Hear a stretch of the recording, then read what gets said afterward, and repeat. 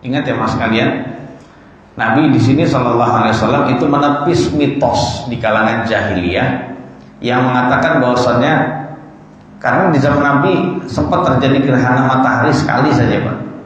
Jadi selama Nabi itu hidup ya, gerhana itu cuma sekali Pak. Berbeda sama kita aja mas kalian.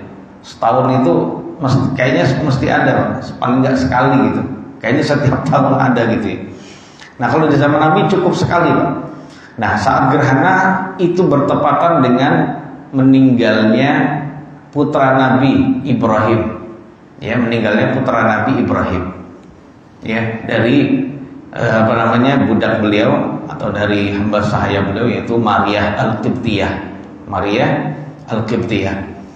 Nah kemudian orang-orang kafir Mekah saat itu atau orang-orang ya jemaah sekalian itu memiliki mitos, ya bahwasannya gerhana ini datang karena kematian putranya Muhammad Shallallahu Alaihi Wasallam. Akhirnya Nabi menepis ya mitos seperti itu bahwasannya kedua benda langit tersebut tidaklah gerhana karena adanya kematian atau lahirnya seseorang. Nggak ada kaitannya itu. Ya, karena syariat ini berkali-kali jamaah sekalian itu tidak mengaitkan antara kejadian di langit dan di bumi, nggak ada. Ya, seperti itu. Fa idza ra'aitumuhuma fad'allah wa shallu hatta yanjaliya. Lalu ketika kalian melihat kedua gerhana tersebut, maka perintah Nabi pertama doalah kepada Allah. Ya, kemudian salatlah sampai kapan? Sampai terang lagi, sampai gerhana tersebut hilang. Jadi hadis ini jamaah sekalian, Nabi menjadikan Injila itu adalah terang lagi, itu sebagai ujung dari waktu atau berakhirnya waktu gerhana. Artinya kalau sudah hilang, nggak ada istilah qadha lagi Pak. Wah tadi kita belum sholat gerhana, so kita qadha, nggak ada Pak. Kalau sholat sunnah yang lain masih ada kemungkinan bisa diqadha. Sholat malam, misalnya kita biasa sholat berapa? 3 rakaat contohnya Pak. 2 rakaat dengan satu kali witir. Kalau Nabi 11 rakaat ya mas kalian. Ketika ketiduran atau sakit itu bisa diqadha di siang hari. Tapi kalau mengqadhanya di siang hari itu dalam jumlah rakaat yang genap. Contohnya kita membiasakan 3 rakaat sholat tahajud plus witir 1 gitu ya. Maka saat itu kita mengqadhanya di siang hari itu dengan 4 rakaat. Kalau Nabi saat itu mengqadhanya karena malamnya 11, beliau mengqadhanya di siang hari itu sebanyak 12 rakaat. Begitu Pak. Salat qobliyah dan ba'diyah itu pun bisa diqadha Pak. Istilah qadha itu adalah melakukan ibadah yang bukan pada waktunya. Setelah waktu tersebut habis, itu bisa diqadha. Tapi untuk salat gerhana nggak bisa Pak. Pokoknya kalau sudah habis, ya sudah. Sudah berarti nunggu gerhana berikutnya kalau Allah kasih kesempatan lagi. Ya. Karena ya mas kalian, salat gerhana ini disyariatkan dalam rangka seseorang berharap kepada Allah. Ini Pak hikmahnya. Seseorang berharap kepada Allah untuk mengembalikan nikmat cahaya matahari dan bulan. Itu nikmat Pak. Ya, dengan kita melakukan sholat, ya, maka saat itu di dalamnya ada unsur pengharapan agar Allah mengembalikan ya nikmat cahaya matahari dan bulan. Nah, ketika terjadi ya mas kalian, maka ya sudah selesai. Kita sudah terjadi, maksudnya sudah hilang gerhananya, berarti saat itu nikmatnya sudah ada, maka ya nggak perlu kita melakukan sholat. Jadi tidak perlu. Kemudian jamaah sekalian, setelah kita mengetahui sholat gerhana itu adalah ya saat gerhana, baik mulai dari gerhana sebagian, kemudian total, habis itu hampir hilang sebagian dan sebagian. Jadi sebelum hilang total itu, kemudian jamaah sekalian yang dirahmati Allah, ternyata ada momen di mana seseorang dikatakan telat melakukan sholat gerhana. Jadi sholat gerhana itu dikatakan telat, ya berarti nggak perlu lagi melakukan Pak, nggak perlu lagi melakukannya. Itu dengan salah satu dari 2 hal berikut. Yang pertama, injila'u jami'iha. Ya, Salat gerhana dikatakan sudah telat, tidak perlu kita melakukannya lagi kalau memang sudah terang semuanya. Jadi sudah di bola matahari atau bulan itu sudah tidak ada lagi gerhana, Pak. Sudah hilang. Maka kalau sudah seperti itu jamaah sekalian, maka nggak perlu memulai salat kalau memang belum sempat tadi melakukannya. Ya, seperti itu jamaah sekalian. Ya, kemudian kalau masih hilang sebagian gitu, maka diperbolehkan untuk memulai sholat. Ya udah nggak apa-apa, boleh sampai selesai. Walaupun nanti selesainya sudah dalam keadaan terang benderang, nggak apa-apa, Pak. Sebab dia sudah memulai sholat gerhana itu ketika memulai itu masih dalam kondisi matahari masih hilang, walaupun hanya sebagian. Kemudian yang keberapa jemaah sekalian? Yang kedua, ya, sholat gerhana dikatakan telat kalau tadi yang pertama ketika sudah terang semuanya, sudah hilang secara total gerhananya. Yang kedua adalah ghurubuha kasifatan. Ya, gerhana bisa dikatakan hilang, sudah dikatakan apa? Dikatakan telat, nggak usah melakukannya lagi. Kalau matahari atau bulan itu terbenam dalam keadaan masih gerhana. Ya memang masih gerhana, berarti lama, Pak. Bisa jadi lama Allah takdirkan. Ternyata dalam keadaan lama itu habis itu terbenam matahari, ya nggak perlu lagi melakukan, Pak. Karena ketika itu yang tergerhana adalah matahari. Ketika matahari sudah terbenam, walaupun masih dalam keadaan gerhana, nggak perlu kita habis sholat maghrib, sholat gerhana, nggak perlu, Pak. Nggak perlu jemaah sekalian ya. Demikian. Kemudian jemaah sekalian, kalau sholat gerhana bulan itu juga mirip sama sekali, sama seperti tadi. Gerhana bulan sama, yaitu gerhana bulan itu dikatakan telat, nggak perlu kita melakukannya. Kalau pertama al-injilaul kamil, yaitu hilang gerhana hilang total gerhana bulannya. Kemudian yang kedua adalah ketika terbit matahari. Memang bulannya masih gerhana, tapi ketika terbit matahari berarti sudah menggantikan kedudukan bulan, maka tidak ada syariat lagi. Maksudnya dikatakan telat nggak usah mulai. Tapi kalau sudah dalam keadaan mulai dapat 1 rakaat kemudian kok hilang gitu ya gerhananya secara total, maka ya tetap diteruskan sholatnya. Ya itu perbedaannya gitu ya. Kemudian yang berikutnya jemaah sekalian, ada hal-hal yang disunnahkan, ada hal-hal yang dianjurkan oleh syariat. Ya, ketika kita melihat gerhana, dan ini akan dirindukan jemaah sekalian oleh orang yang ingin mengikuti ajaran Nabi yang mulia walaupun itu sunnah, Pak. Kita lihat, ternyata jemaah sekalian, ketika kita gerhana dianjurkan kata ulama dan juga kata hadis Nabi ya. Yang pertama adalah memperbanyak zikir, memperbanyak istighfar, memperbanyak takbir, memperbanyak sedekah dan juga ibadah-ibadah yang lain. Ya gitu Pak ya. Jadi memperbanyak zikir-zikir tadi, zikir, istighfar, takbir, Pak. Ya, baca seperti takbiran nggak apa-apa. Kemudian memperbanyak sedekah. Jadi kalau di masjid ini misalnya Pak, ada pengumuman akan melakukan sholat gerhana, jangan lupa itu jamaah diumumkan membawa uang. Ya dihimbau. Karena untuk bisa melaksanakan ini jamaah sekalian, sunnahnya ini. Walaupun jamaah sekalian tidak harus ke masjid sedekahnya, boleh ke fakir miskin. Itu nanti ada ada perintah dari Nabi, walaupun perintahnya anjuran untuk sedekah. Nabi kita yang mulia sallallahu alaihi wasallam bersabda, ya dalam hadis riwayat Imam Al-Bukhari dan Muslim dari Aisyah, beliau bersabda, "Fa idza ra'aitum dzalika fad'allah wa kabbiru wa shallu wa tasaddaqu."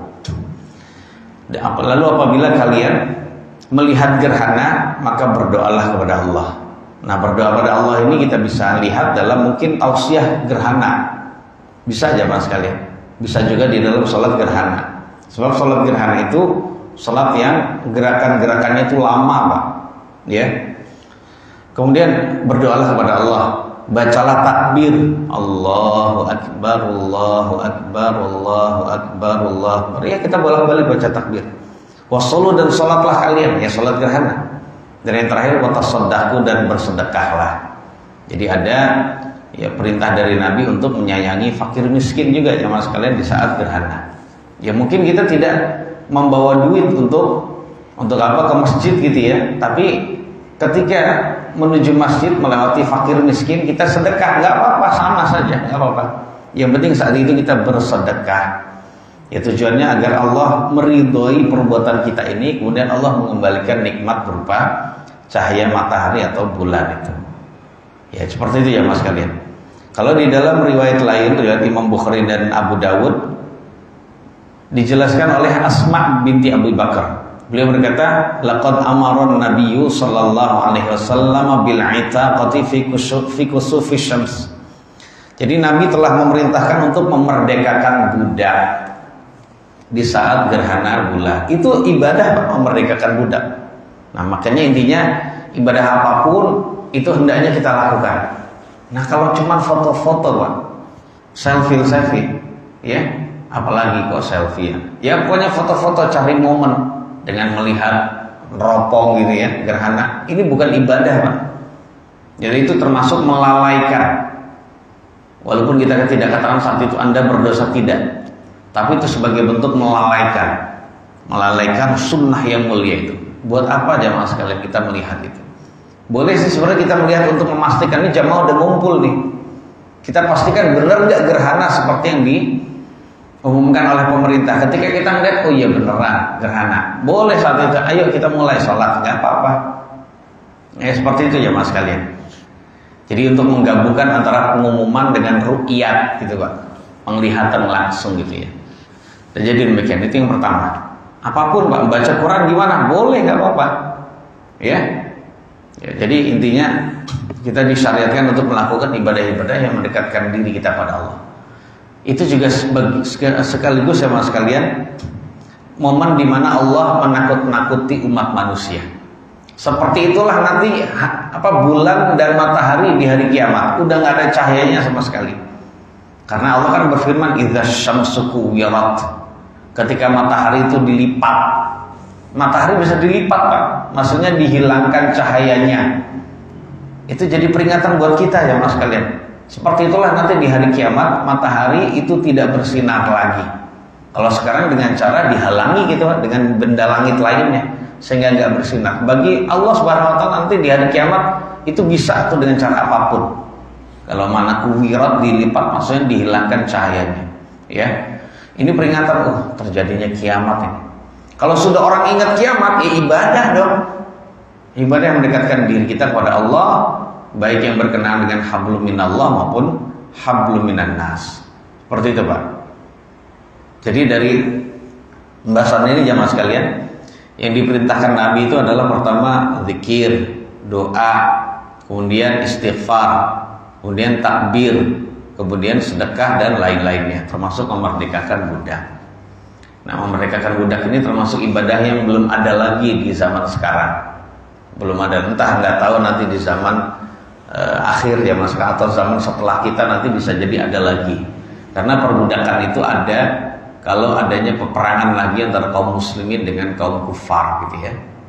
Ya, seperti itu. Nanti kalau ada ya budak-budak itu bisa dari kalangan orang-orang kafir itu.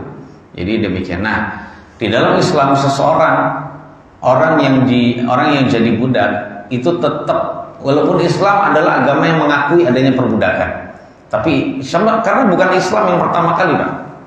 Ya, jadi intinya melakukan perbudakan itu adalah hal yang biasa.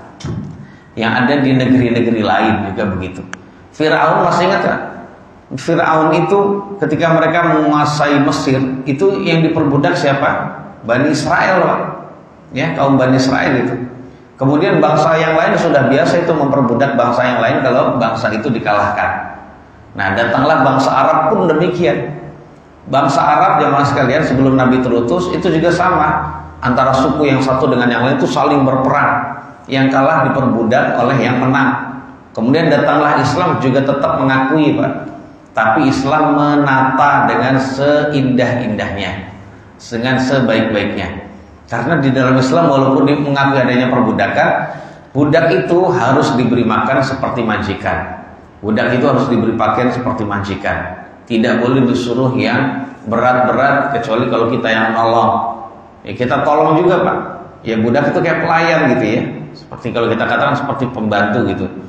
Dan budak itu dianjurkan untuk kita merdekakan.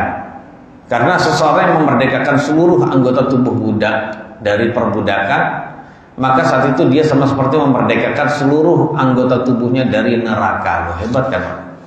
Kemudian banyak-banyak ibadah, ya banyak sekali ibadah yang ternyata di situ ada kafarohnya. Atau misalnya seorang melakukan pelanggaran-pelanggaran tertentu, Pak. Nah, ternyata di situ ada kafaroh untuk menghapus dosanya itu dengan cara memerdekakan budak. Jadi seakan-akan Islam itu seakan-akan Pak ya, itu ingin menghilangkan perbudakan seluas-luasnya. Jadi seakan-akan demikian ya jemaah sekalian. Nanti antaranya adalah itu tadi ketika kapan? Ketika sholat gerhana. Yang kedua Pak, sunnahnya.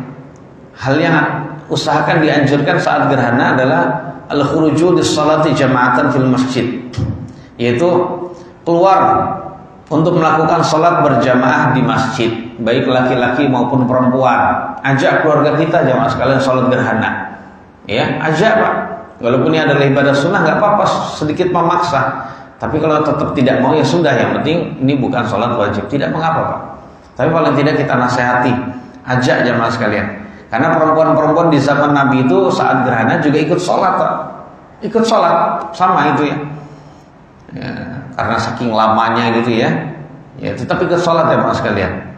Kemudian kaum muslimin yang lain laki-laki juga sholat gerhana di masjid. Ya, jadi demikian. Jadi tempat sholat gerhana dengan sholat kemarin apa Pak kita bahas sholat istisqa itu beda. Kalau istisqa itu minta hujan di tanah lapang. Sebulan lalu kita belum merasakan hujan Pak ya, ya belum merasakan hujan. Nah sekarang alhamdulillah sudah hujan berkali-kali, alhamdulillah. Ya. Kemudian kalau sholat gerhana itu di masjid ya mas sekalian. Jadi sholat yang dilakukan di musola, maksudnya tanah lapang, itu adalah pertama sholat Idul Fitri, Idul Adha, dan juga sholat istisqa minta hujan. Tapi kalau di sini ya mas sekalian adalah sholat gerhana itu di masjid, ya demikian. Kemudian yang berikutnya jamaah yang dimuliakan oleh Allah, itu ya di zaman Nabi perempuan dan laki-laki sholat, itu adalah anjuran. Kemudian yakhruju lis-shalatin nisa, seperti tadi kita katakan semua manusia keluar, begitu juga kaum wanita disunnahkan keluar. Ya, di antara yang mengikuti gerhana di zaman Nabi adalah Aisyah, Pak. Istri Nabi yang mulia sallallahu alaihi wasallam juga ikut sholat gerhana.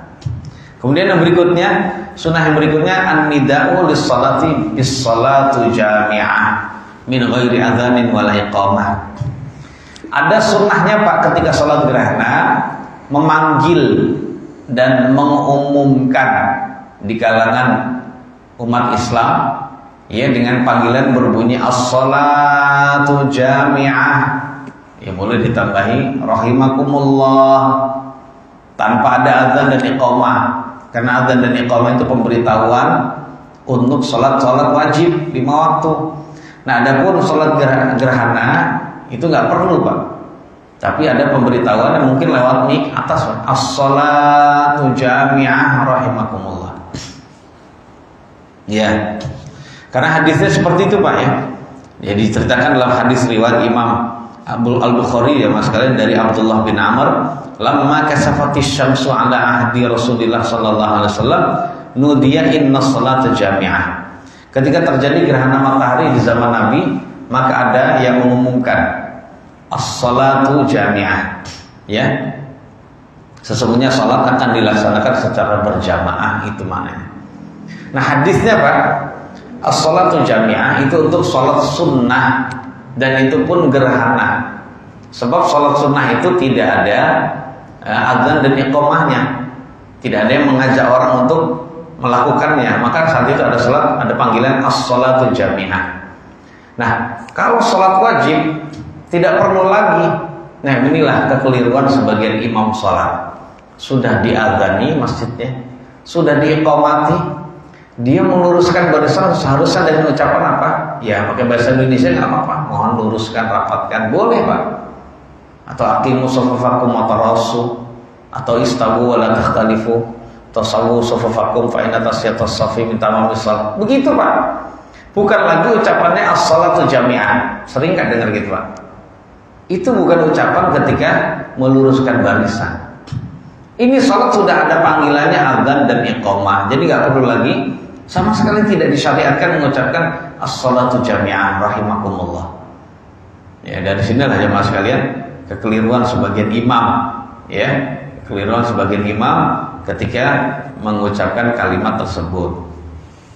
Jadi intinya kalimat ini kata para ulama itu ada dalam sholat-sholat sunnah yang berjamaah, termasuk adalah sholat gerhana. Sebagian ulama itu mengkiaskan itu juga buat sholat id. Maka saat itu kalau untuk sholat id nggak apa-apa karena nggak ada azan dan iqamahnya, ya, maka nggak apa-apa jemaah sekalian. Kemudian berikutnya sunnahnya Pak, khutbah setelah sholat. Jadi setelah sholat lama, habis itu duduk sejenak khutbah, ya, demikian. Dan tentang masalah hal ini jemaah sekalian, ini adalah pendapat dari sebagian ulama, ya, mengatakan bahwasannya itu ada khutbahnya. Jadi sholat gerhana itu setelah sholat gerhana ada khutbahnya. Hendaknya jemaah sekalian yang dirahmati oleh Allah, ya paling tidak walaupun khutbahnya tidak 2 kali seperti Jumatan, tapi paling tidak ada tausiahnya untuk memberikan peringatan sejenak bagi dirinya pentausiah itu maupun orang lain. Karena banyak yang tidak ngerti Pak tentang masalah gerhana itu hakikatnya apa.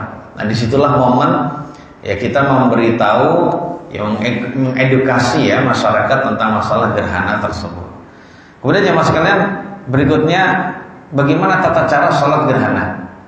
Nah ini dia pentingnya jemaah sekalian ya. Tata cara sholat gerhana yang kita pilih dalam kajian ini adalah sholat gerhana itu 2 rakaat. Setiap 2 rakaat ada 2 kali berdiri. Saya ulang ya, setiap rakaat setiap rakaat ada 2 kali berdiri, ya. Kemudian ada 2 kali membaca Al-Quran. Ini setiap rakaat ya.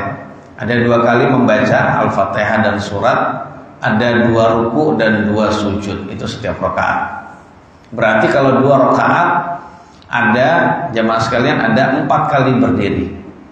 Ada 4 kali membaca ayat Al-Quran ya, membaca Al-Fatihah dan surat gitu. Ada 4 kali ruku dan 4 kali sujud. Nah ini adalah pendapat mayoritas ulama. Ya, kita lihat hadis Nabi SAW. Nabi Ibn Abbas berkata, "Kasafatis syamsu ala ahdi Rasulillah SAW." Jadi di zaman Nabi pernah terjadi gerhana matahari. Jemaah sekalian itu terlihat ketika gerhana matahari dan itu belum pernah terjadi sebelumnya. Nabi itu kayak orang panik Pak, kayak orang gelisah panik. Beliau langsung menarik baju atasnya atau selendangnya. Jadi beliau benar-benar segera menuju masjid. Karena khawatir, kata sahabat Nabi yang meriwayatkan itu, ini kiamat. Ya karena kelihatan salah satu tanda kiamat, matahari hilang cahayanya. Ya, seperti itu ya mas kalian. Sehingga Nabi benar-benar takut dan mendekatkan diri pada Allah Subhanahu Wa Taala. Kemudian Nabi sholat bersama dengan kaum muslimin saat itu. Kemudian faqama qiyaman tawilan nahwan min suratil Baqarah. Kemudian Nabi berdiri dengan berdiri yang lama Pak. Ya kira-kira yang dibaca Al-Baqarah. Tsumma raka'a ruku'an tawilan. Kemudian beliau ruku'nya juga lama. Udah berdirinya lama, ruku'nya lama. Ya. Kemungkinan ruku'nya itu atau berdirinya itu ya lebih lama dari sholat subuh. Ya, kemudian ruku'nya lama. Tsumma qama qiyaman tawilan wa huwa dunal qiyamil awal. Setelah ruku' lama, beliau bangkit sami Allahu liman hamidah. Nah, ketika itu langsung sedekat lagi, Pak. Jadi sami Allahu liman hamidah, habis itu sambil baca Rabbana walakal hamdu, baca lagi Pak Al-Fatihah dan surat. Ya, namun, ini berdiri yang kedua di rakaat masih yang pertama itu juga lama, tapi lamanya lebih cepat dibandingkan berdiri yang pertama. Tsumma raka'a ruku'an tawilan wa huwa duna ruku'il awal. Kemudian beliau ruku' lagi yang kedua di rakaat pertama. Dan ruku' ini juga lama, tapi lamanya lebih cepat dibandingkan ruku' yang pertama. Seperti itu Pak ya. Jadi kalau kita praktekkan jemaah sekalian, ya, sholat gerhana itu Mungkin gini ya Mas. Kalau kita praktekkan, adalah seperti biasa Allahu Akbar, baca iftitah Al-Fatihah dan suratnya panjang Pak. Setelah itu Allahu Akbar, baca ini lama Mas kan, ingin dibaca ya ulang-ulang saja subhana rabbiyal azim, subhana rabbiyal azim, subhana rabbiyal azim, subhana rabbiyal azim. Terus ya mungkin bisa kita katakan mungkin baca 30 kali Pak, 30 kali gitu ya. Habis itu ya sami Allahu liman hamidah, Rabbana walakal hamdu hamdan katsiran thayyiban mubarakan fihi. Habis itu baca lagi A'udzubillahi minasyaitonir rajim. Bismillahirrahmanirrahim. Alhamdulillahirabbil alamin. Al-Fatihah dan suratnya panjang lagi. Tapi panjangnya lebih pendek dibandingkan yang pertama tadi, Pak. Nah, setelah itu rukuk lagi. Allahu Akbar. Rukuknya panjang juga, Pak. Cuman ini rukuknya lebih cepat dibanding yang pertama. Kalau tadi, Pak, 30 kita mungkin itunya ya, Pak. Banyaknya rukuk itu. Nah, kalau ini mungkin 25 tasbihan saat rukuk. Subhanarabbiyal azim, subhanarabbiyal azim, subhanarabbiyal azim. Jadi begitu. Nah, begitu juga sujudnya, Pak ya. Kalau sujud namanya sama seperti tadi ya. Baik.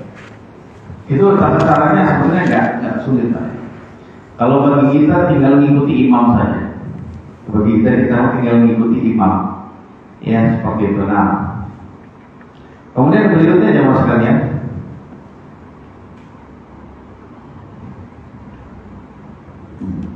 kalau sujud diperlama enggak? Sujud tidak apa-apa diperlama sedikit, Pak. Jadi sujud tidak apa-apa untuk diperlama. Jadi boleh saja. Ya, karena memperlama sujud itu juga bagus, bisa menggabungkan antara tasbih dan doa. Kemudian yang berikutnya jemaah sekalian, tata cara sholat gerhana itu dikeraskan bacaannya atau dipelankan. Nah, ini para ulama berbeda pendapat jemaah sekalian, namun pendapat yang kita pilih adalah yang dikeraskan jemaah sekalian. Keraskan sholatnya.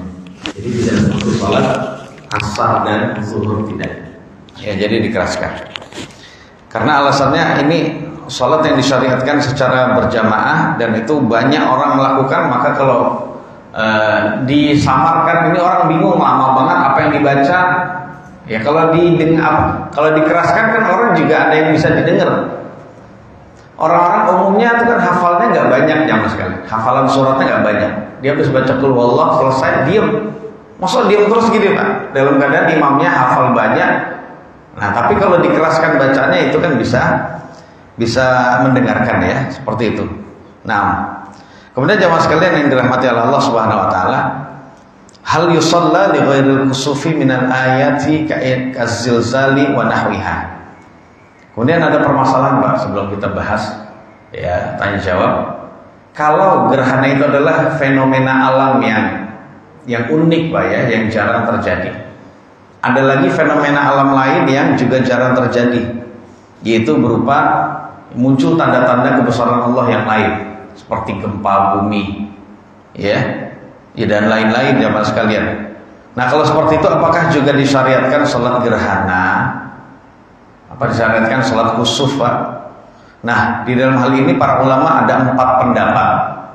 Ternyata ada 4 pendapat.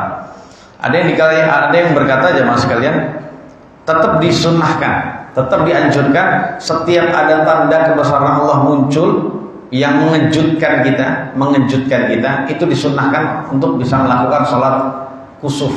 Walaupun namanya kusuf gerhana, tapi kok dalam kondisi gempa boleh Pak. Sebagian ulama mengatakan demikian. Ya, ada yang mengatakan demikian. Kemudian ada lagi yang mengatakan itu tidak disyariatkan, itu hanya untuk sholat gerhana saja. Ya. Kemudian ada lagi Pak jamaah sekalian, tidak disyariatkan sholat gerhana, melainkan untuk gerhana matahari, bulan dan juga gempa yang berkelanjutan terus-terusan ada. Maka untuk bisa meredamkan itu, maka saat itu kita sholat gerhana dengan melakukan ibadah-ibadah tadi Pak, doa, takbir, istighfar, sedekah gitu ya, dan lain-lain.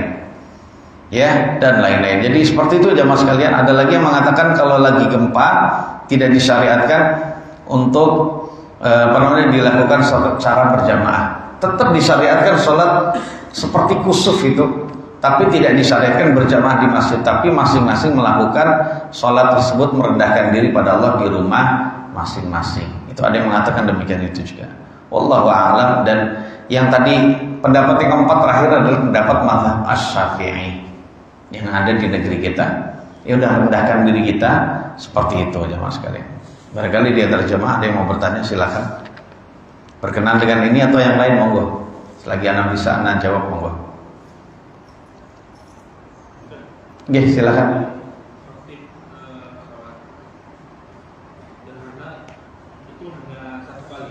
Apa tuh? Khutbahnya sekali saja juga, nggak apa-apa. Sama seperti sholat Idul Adha. Iya, namun juga ada yang mengatakan bahwasannya khutbah dalam sholat gerhana sama seperti khutbah yang lain. Jadi dikiaskan itu ya. Yang lebih hal mau khutbah 2 kali atau sekali juga tidak mengapa. Ya seperti itu. Taib, ada lagi silakan Pak. Jadi bisa sekali atau 2 kali, yang penting ada khutbah.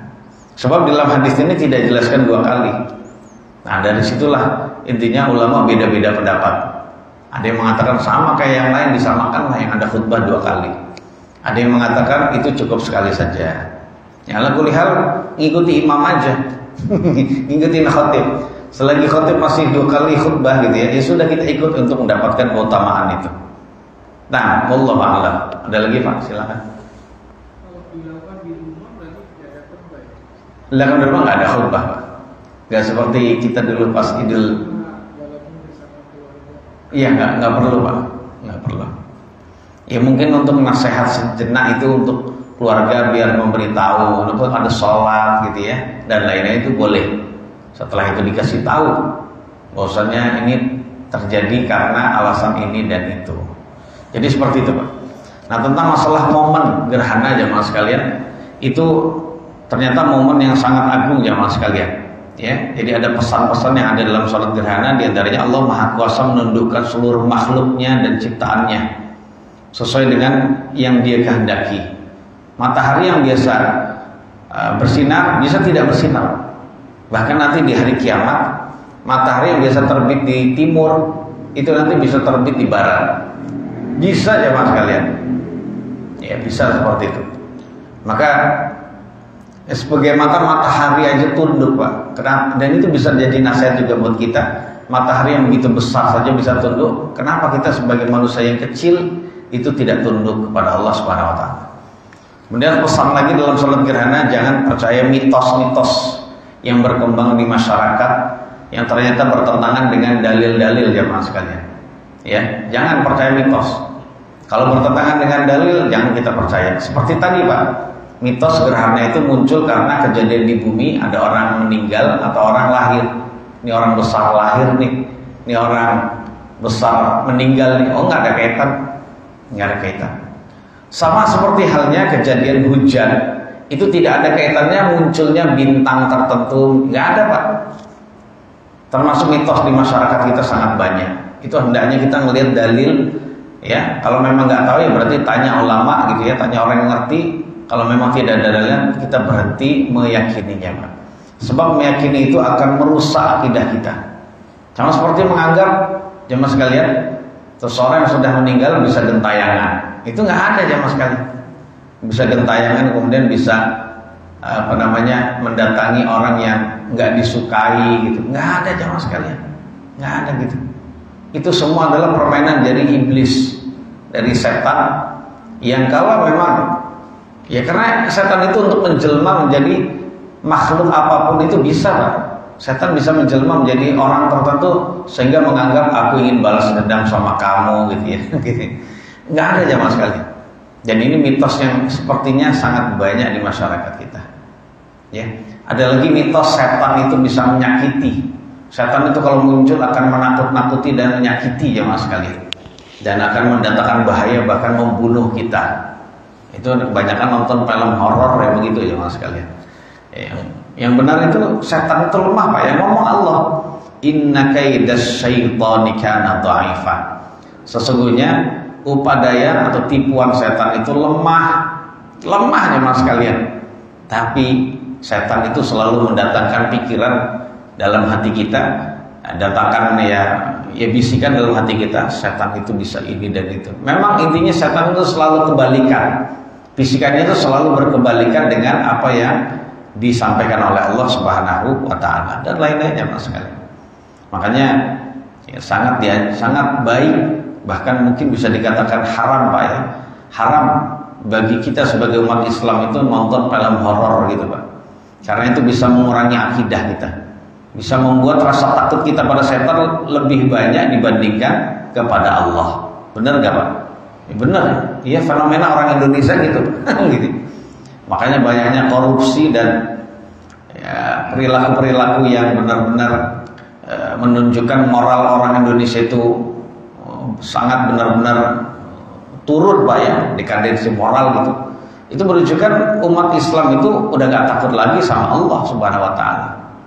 Ya, makanya ada sebagian profesor tuh mengatakan orang Indonesia itu udah gak takut lagi sama Allah. Allah aja udah gak dikatakuti, Tuhan aja udah gak dikatakuti. Tapi kalau sama setan Pak, takut Pak. Sama setan takut. Ya, seperti itu. Kemudian jemaah sekalian, ada pesan lain dalam salat gerhana, yaitu haramnya harta umat Islam yang lain. Itu ada pesan Pak. Sebab dalam salat gerhana itu yang lama itu ternyata Nabi saat salat gerhana itu diperlihatkan surga dan neraka. Termasuk Nabi diperlihatkan neraka. Ya. Dan di neraka ternyata Nabi melihat ada sebagian orang yang disiksa karena dosa-dosa mereka. Ada seorang perempuan yang Nabi lihat disiksa saat itu karena pernah mengurung kucing, tidak dikasih makan, tidak dikasih minum sampai mati Pak. Dan kucing itu nggak dibiarin cari makan sendiri gitu Pak. Enggak, udah di situ. Makanya kewajiban kita kalau ngurung kucing boleh Pak, tapi harus dikasih makan dan minum dan kebutuhan dia. Ya seperti itu Pak. Kalau enggak sampai mati kita masuk neraka Pak. Nauzubillah. Yang kedua yang dilihat Nabi jemaah sekalian adalah Nabi melihat di antara masuk neraka adalah Amr bin Luhai. Ini adalah orang yang pertama kali mengadopsi berhala jemaah sekalian ke negeri Arab. Asalnya negeri Arab, orang Arab itu bertauhid pada Allah sesuai dengan ajaran Nabi Ibrahim gitu. Namun ternyata dia yang profesi sebagai pedagang ke negeri Syam itu melihat enak ya menyembah Tuhan yang bisa kelihatan. Akhirnya dibeli Pak, didatangkan berhala dari negeri Syam ya ke negeri Arab. Udah akhirnya orang Arab terpengaruh Pak, dia mendatangkan sunnah yang buruk ya, sunnah yang sangat tercela itu syirik ya, akhirnya dia dilihat Nabi jamaah sekalian itu dia menarik usus sendiri di neraka. Nauzubillah. Itu yang kalau yang dilihat Nabi pasti betul Pak. Dan yang ketiga yang dilihat Nabi jamaah sekalian di neraka adalah seseorang yang mengambil hartanya orang yang sedang haji. Jadi dengan cara dia memiliki tongkat yang gini Pak, ke belakang gini. Jadi dia ngambil hartanya orang yang haji ketika dia berpapasan dengan orang haji yang bawa barang itu hartanya itu diambil gini Pak. Diambil lewat dengan tongkat yang belakang. Ketika orang yang haji itu yang diambil hartanya dengan tongkat itu sadar hartanya terbawa, dia akan berkata maaf nggak sengaja, apa-apa kecantol tongkat saya. Ketika orang yang haji itu tidak sadar Pak, tidak menyadari hartanya itu terambil, maka dia akan terus ngambil. Gara-gara itu jamaah sekalian, dia disiksa di neraka, nggak main-main.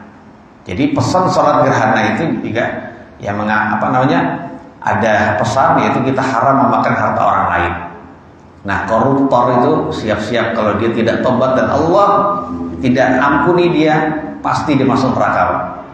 Sebelum neraka alam kubur, setelah kuburan di hari kiamat. Setelah itu kalau Allah belum ampuni juga jemaah sekalian, maka di neraka dia akan masuknya. Nauzubillah. Apa hebatnya Pak? Apa hebatnya mereka coba? Koruptor itu 1 miliar tapi suruh kembaliin berapa? 300 juta misalnya. Kemudian jemaah sekalian, pesan dalam salat gerhana adalah jauhi perzinahan. Karena saat salat gerhana isi tausiah Nabi atau khutbah Nabi adalah ya umat Muhammadin la ahada aghyaru minallah an yazni 'abduhu aw tazniya amatuhu. Wahai umat Muhammad sallallahu alaihi wasallam, Tidak ada seorang pun yang lebih cemburu dibandingkan Allah apabila ada hamba laki-laki dan perempuan Allah yang berzina. Kalau seorang berzina, jemaah sekalian, maka pasangan hidupnya pasti benar-benar cemburu dan marah murka luar biasa. Tapi ternyata cemburunya Allah, maksudnya kemurkaan Allah itu jauh lebih parah ya, lebih besar dibandingkan cemburunya pasangan itu. Oleh karena itu jemaah sekalian, kita dilarang berzina. Oleh karena itu jemaah sekalian, ya, pesan ini Nabi sampaikan, kemudian disimpulkan oleh sebagian ulama, kok Nabi ada pesan begitu ketika sholat gerhana? Itu bukan yang Nabi lihat ya di neraka, Pak. Nabi memesan begitu, bisa jadi gerhana terjadi itu karena banyaknya perzinahan. Oh gitu, Pak. Karena banyaknya perzinahan dan juga yang lainnya, maksiat yang lain, Pak. Ya, itu ada tanda, Pak, seperti itu. Ya. Kemudian jemaah sekalian, makanya kewajiban kita kalau zina itu diharamkan, hindari hal-hal yang mendekati perzinahan. Yang paling sering dilakukan oleh orang, Pak, orang yang sudah rajin sholat, sudah rajin ngaji, masih salaman dengan perempuan yang bukan mahramnya, Pak. Gitu. Ya, dia udah bagus sholatnya, bagus ngajinya. Nah, saat itu ya disempurnakanlah. Ya, salaman dengan laki-laki dan perempuan yang bukan mahramnya itu nggak boleh. Dosa itu semua ulama sepakat nggak boleh, jemaah sekalian. Hanya orang belakangan saja yang katanya dianggap ulama yang bilang boleh. Ulama dulu tuh nggak boleh, jemaah sekalian. Karena memandang perempuan yang bukan mahramnya boleh nggak, Pak? Memandang saja dengan syahwat itu nggak boleh. Memandang itu berlebihan, lebih dari dua nggak boleh. Memandang saja nggak boleh. Apalagi menyentuh, Pak. Menyentuh lebih parah, ini nggak boleh. Nah, seperti itu. Kemudian ada lagi jemaah sekalian, pesan yang lain, jangan pernah menyakiti makhluk Allah. Ya, makhluk Allah lainnya termasuk binatang tanpa ada haknya. Jadi jemaah sekalian, hukum asal membunuh binatang itu haram, nggak boleh dengan cara apapun. Ya, dengan cara disetrum lah, dipukuli lah, atau nggak dikasih makan, aduh, semua itu tidak boleh jemaah sekalian. Di dalam Islam, para ulama menyebutkan hanya binatang-binatang yang akan membahayakan kita, akan menyakiti kita, itu saja yang boleh dibunuh, Pak. Walaupun undang-undang kita juga melarang, Pak. Ada binatang pemiliknya kelepasan, Pak. Jadi guguk misalnya, ada anjing di sini, ada anjing nggak, Pak, di komplek ini? Mohon maaf, ada yang punya? Nggak ada. Seandainya oh, jangan tahu mungkin. Di undang-undang kita nggak boleh, Pak. Nggak, tapi kalau dalam syariat Islam boleh membunuh. Ada anjing yang kayaknya ngejar-ngejar orang mulu gitu, Pak. Kita khawatir untuk digigit. Ya, itu dalam Islam tuh boleh tuh dibunuh, Pak. Boleh, dan pembunuhnya nggak berdosa. Tapi kalau undang-undang kita nggak memperbolehkan. Selagi itu dimiliki sama orang, maka saat itu dia tidak boleh membunuhnya. Hah? Pokoknya semua hewan yang menyakiti itu boleh, Pak. Ular, kemudian burung gagak, burung elang itu boleh dibunuh, Pak. Termasuk kalajengking.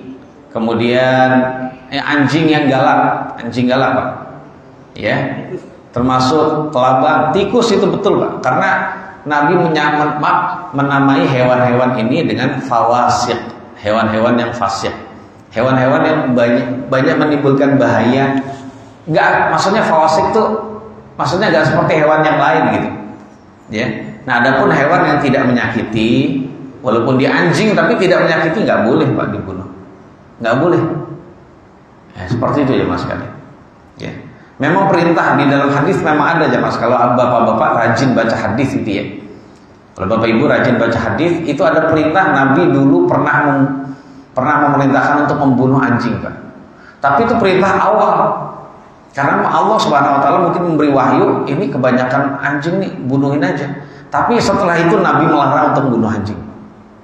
Jadi ternyata terakhir sampai beliau mati, sampai beliau wafat, maaf ya. Sampai beliau wafat itu tidak ada perintah lagi. Perintahnya itu mansukh, sudah tidak berlaku lagi. Dan yang berlaku adalah boleh dibunuh kalau anjing tersebut galak. Tapi kalau anjing tidak galak nggak boleh dibunuh.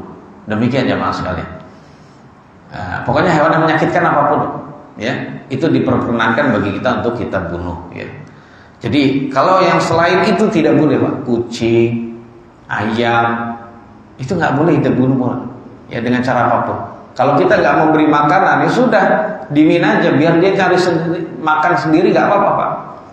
Jadi kita nggak memberi makan, yang penting kucing itu dilepas, boleh Pak, nggak masalah, dan kita tidak berdosa. Nah, dan yang terakhir jamaah sekalian, jangan pernah tercebur dan terjatuh pada kesyirikan.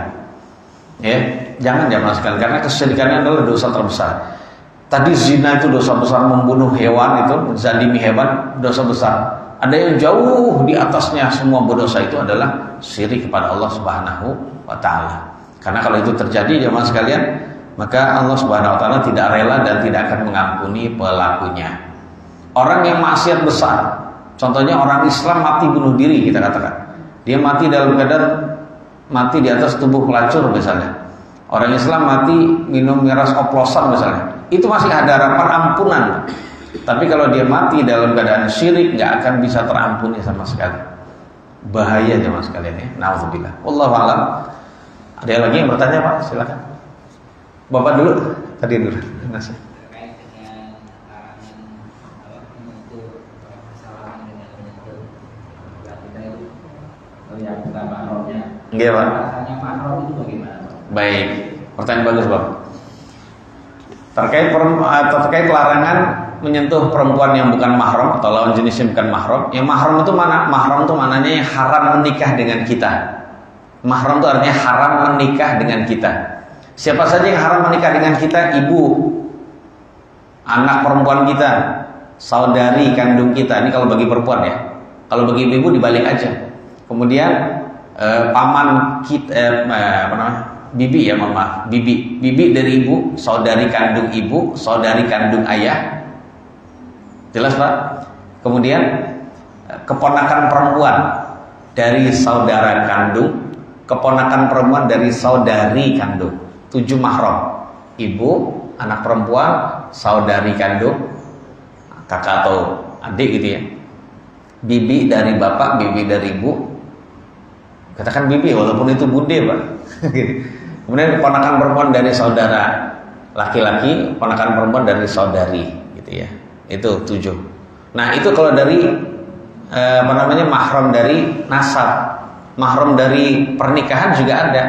Ya, mahram dari pernikahan adalah mertua kita. Contohnya kalau laki-laki adalah ibu mertua. Kemudian istrinya ayah. Itu mahram selamanya, Pak. Istrinya ayah kita. Maksudnya ayah kita nikah lagi gitu. Ternyata nikah lagi, banyak istrinya, Pak. Ada seorang laki-laki kawin cerai. Sehingga perempuan yang dinikahi itu lebih dari 4. Berarti dengan saya itu misalnya kalau bapak dengan kita itu ibu-ibu tiri kita, mahram Pak, boleh sentuhan. Itu mahram itu haram nikah kita dengan mereka, nggak boleh. Itu dalam rangka, itu syariat kita mengharamkan dalam rangka menjaga hak ayah. Tapi kalau dinikah sama orang lain mau, tapi sama kita nggak boleh. Ya seperti itu Pak. Kemudian istrinya anak kandung laki-laki kita, itu nggak boleh kita nikahi. Contohnya anak kita meninggal, kita senang dengan menantu kita, nggak boleh. Ini orang bilang forbidden love, cinta terlarang. Termasuk anak tiri, anak perempuan tiri. Contoh Pak ya, saya nyontohin saya aja. Saya menikahi janda bawa anak, gitu Pak ya. Saya menikahi janda bawa anak, anaknya itu perempuan. Hukumnya dia dengan saya gimana? Mahram selamanya kalau saya pernah berhubungan intim dengan ibunya. Sekali saja berhubungan intim dengan ibunya, maka anak tersebut akan mahram selamanya dengan saya. Seandainya ibunya meninggal duluan, atau ibunya saya cerai, boleh nggak saya nikah dengan anaknya? Nggak boleh. Nggak boleh. Jelas Pak ya? Ini mahram dari pernikahan. Nah tadi yang disebutkan itu, kita nggak boleh menikah dengan mereka, tapi kita boleh sentuhan, boleh berduaan, boleh safar bareng, ya boleh apa lagi Pak? Ya kalau sekarang boleh boncengan, tapi ya masalah ada tapinya, tanpa syahwat, jadi gitu ya. Jadi demikian. Jadi yang membatalkan itu bisa membatalkan itu salaman dengan makhluk. Nah dalam mazhab Asy-Syafi'i itu tetap membatalkan wudu, walaupun itu kepada istri sendiri atau kepada perempuan yang mahram, itu beda gitu ya. Nah, seperti itu dalam mazhab Asy-Syafi'i. Namun kalau dalam mazhab yang lain, nyentuh tidak membatalkan. Ya, seperti itu. Walaupun kepada yang bukan mahramnya mungkin nggak sengaja gitu ya, itu tidak mengapa. Itu pembahasan khusus itu Pak ya, seperti itu Pak ya. Berarti selain itu sepupu kita mahram tidak Pak? Tidak mahram. Tidak mahram berarti tidak haram nikah. Kita boleh menikahi sepupu. Nah, yang boleh kita nikahi nggak boleh kita sentuh Pak. Nggak boleh berduaan dengannya. Nggak boleh apalagi kita safar bareng dengannya dan lain-lain. Seperti itu Pak. Nah, demikian. Dan masalah hal ini ya masalah yang banyak orang nggak boleh berikhtilat dengan. Jadi banyak sekali umat Islam sekarang itu udah mendekati perzinahan, na'udzubillah. Jadi termasuk yang tidak yang diabaikan oleh umat Islam saat ini adalah ikhtilat, campur baur. Kita lihat sekolah-sekolah yang katanya Islam, ternyata itu campur baur Pak dalam satu ruangan. Dalam satu ruangan laki dan perempuan gitu. Yang terjadi apa? Sudah. Kalau itu sudah terjadi jamaah sekalian, itu zina itu dekat itu, dan tidak syak lagi. Bani Israel dijelaskan oleh para ulama.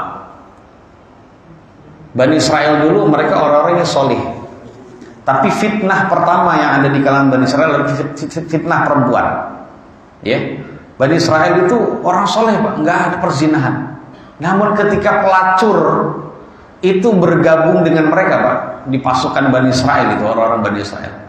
Ketika pelacur ada bersama dengan mereka, akhirnya gimana Pak? Yang pelacur pakai tubuhnya kan, ya pakai bajunya seksi dan sebagainya gitu. Nah akhirnya disitulah terjadi banyak perzinahan. Jadi kalau laki dan perempuan itu campur baur jadi satu, yang terjadi adalah seperti itu. Di zaman ajaran Islam itu benar-benar sangat menghindari yang namanya ikhtilaf, campur baur. Ya, sampai sholat aja perempuan di belakang, laki-laki di depan. Ketika sholat, ketika Nabi salam Pak, perempuan itu langsung pulang, zikirnya itu sambil jalan. Nah, tujuannya apa? Pulang, habis itu Nabi pergi. Jadi perempuan itu pulang dulu segera supaya nanti habis itu baru laki-laki. Tujuannya nanti di jalan biar gak campur baur. Begitu jemaah sekalian. Nah, berarti sekarang ada sekolah Islam, ya katanya bagus gitu ya. Namun ternyata kalau campur baur ya tidak Islami Pak namanya. Ya paling tidak walaupun gedungnya sama atau ya paling tidak gedungnya dibedain lah walaupun mungkin arealnya sama, itu masih mendingan gitu. Ya, tapi kalau dalam satu kelas itu jangan ya Mas sekalian, karena itu berbahaya. Kalau untuk urusan di luar bukan urusan kita lagi, gitu. Kewajiban kita di dalam saja. Allahu a'lam bishawab. Nah, silakan Pak. Tata cara tadi sholat gerhana seandainya kita sedang di jalan Pak, apakah sama dengan yang di masjid atau di rumah? Kalau di jalan berarti gimana maksudnya? Di mobil misalnya. Oh di mobil. Baik. Nah kalau seperti itu nggak perlu Pak, nggak perlu ya. Tunggu aja Bapak turun dulu. Bapak mampir ke masjid yang ada sholat gerhana kalau ada gitu ya. Kalau nggak ada ya sudah Bapak boleh melakukannya sendirian, nggak apa-apa di masjid itu. Jadi demikian. Kalau di mobil, di jalan gitu atau di pesawat ya nggak perlu. Karena bisa jadi berbeda nanti Pak. Udah beda waktunya gitu. Nah jadi tidak perlu. Allah a'lam bishawab. Ada lagi Pak? Pertanyaan lain di cukup? Cukup Pak ya? Udah ini? Udah sudah belum? Ada pertanyaan? Ini Yeah. saya lihat di terkait memelihara binatang buas seperti singa macam gitu. Oh baik, ini ada pertanyaan bagus tentang masalah binatang. Boleh nggak memelihara binatang yang buas? Nggak boleh Pak. Jawabannya nggak boleh. Karena itu akan membahayakan bagi dirinya atau orang lain. Ya, jadi seperti itu. Karena betapa banyak kan ada itu Pak. Ada orang yang memelihara singa. Itu insting menggigitnya, insting melukainya itu tetap ada Pak, walaupun apa? Dan sudah tanyain aja sama mereka yang memelihara itu. Udah sering itu kegigit itu. Cuman kan mereka sudah punya alat Pak. Kalau misalnya bersama dengan mereka, kalau mereka gigit itu langsung mereka Mungkin ada alat tertentu yang membuat singa atau binatang buas ini melepas gigitannya. Ada Pak. Ya jadi seperti itu. Pawang aja bisa digigit loh Pak. Orang biasa itu bisa jamaah sekalian. Makanya hati-hati. Jadi itu dilarang karena alasan apa? Membahayakan diri sendiri. Dan dalam Islam tidak boleh. Mungkin tidak membahayakan dia, tapi kan memang dia nggak butuh tamu apa. Suatu saat nanti akan membahayakan tamunya, ini tidak boleh. Dan ini jamaah sekalian yang dimuliakan oleh Allah Subhanahu Wa Taala adalah ya itu tadi orang yang bingung mungkin kehabisan cara untuk menghabisin duitnya, ya kebanyakan duit jadi naik. Akhirnya begitu Pak. Ya bolehlah memelihara kucing itu kalau buat Islam ya, kucing silakan, tapi jangan kucing yang gede, ya kucing gede itu berbahaya, ya seperti itu. Na'udzubillah. Ya itu orang seperti itu saya menyanyiakan itu. Ya mendingan dia kasih yang lain. Di Indonesia juga ada gitu. Ternyata di Indonesia juga ada. Jadi tidak boleh jamaah sekalian. Wallahu a'lam bishawab. Saya kira itu saja. Ya semoga Allah memberikan faedahnya dan manfaatnya kepada diri saya dan juga bagi jamaah sekalian. Jangan lupa jamaah sekalian apa yang kita sudah ketahui bersama kita amalkan. Artinya paling tidak karena berkenaan dengan sholat gerhana ada pengumuman dari pemerintah yang kita share jamaah sekalian. Nggih Pak Santot dihidupkan sholat gerhana kalau ada. Ayo jamaah sekalian kita akan sholat gerhana. Diumumin gitu langsung. Dimasifkan pengumumannya. Sambil mungkin nanti lihat dulu, pasti dulu gerhana benar apa enggak. Oh enggak benar, ya udah balik lagi ya begitu. Tapi umumnya benar Pak. Tapi untuk menggabungkan dua itu lebih baik antara berkumpul, karena pengumuman perintah dan juga lihat. Jadi demikian. Sebenarnya hanya ngelihat saja sebenarnya boleh Pak. Tapi melihat meneropong itu nggak apa-apa. Tapi yang tercela itu meninggalkan ibadah tadi, ya seperti itu ya. Allah alam bishawab. Semoga Allah menjadikan kita sebagai pengikut Nabi yang setia di atas sunnahnya sampai ajal menjemput kita masing-masing. Ada kekurangannya, mohon maaf yang sebesar-besarnya. Dan di pertemuan yang mulia ini kita juga mohon pada Allah Subhanahu Wa Taala yang maha kuat lagi maha perkasa untuk menolong saudara-saudara kita yang ada di Palestina, baik yang tertindas maupun yang sedang berjihad fisabilillah. Semoga Allah memberikan rezeki makanan, minuman, pakaian dan rumah tinggal bagi mereka. Semoga Allah mengampuni dosa-dosa mereka dan rahmati mereka yang sudah meninggal. Semoga Allah menyembuhkan luka-luka mereka yang sedang sakit ya mas sekalian. Dan mohon kita pada Allah Subhanahu Wa Taala, semoga yang berjihad Allah berikan kemenangannya mengalahkan musuh-musuh umat Islam yaitu dari kalangan Yahudi. Wassallallahu ala nabiyyina Muhammadin wa alihi wasallam. Subhanakallahumma bihamdik asyhadu an la ilaha illa anta astaghfiruka wa atubu ilaik. Assalamualaikum warahmatullahi wabarakatuh.